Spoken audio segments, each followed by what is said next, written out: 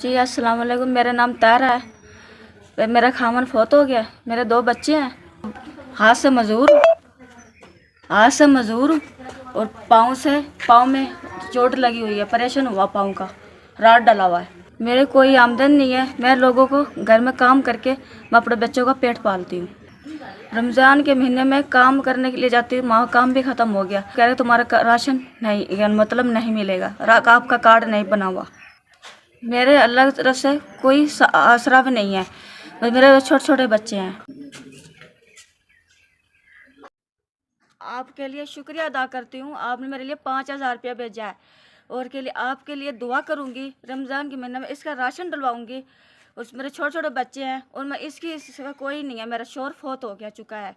आपके लिए सेहत में आपकी ज़िंदगी दे, आपको सेहत दे अल्लाह पाक, आपको कारोबार दे। आपको मेरे घर में राशन नहीं था, मैं मेरे अब राशन डलवाऊँगी। आपके लिए दुआ करूँगी। आपको अल्लाह पाक किसी की मुताज ना करे। आपका शुक्र।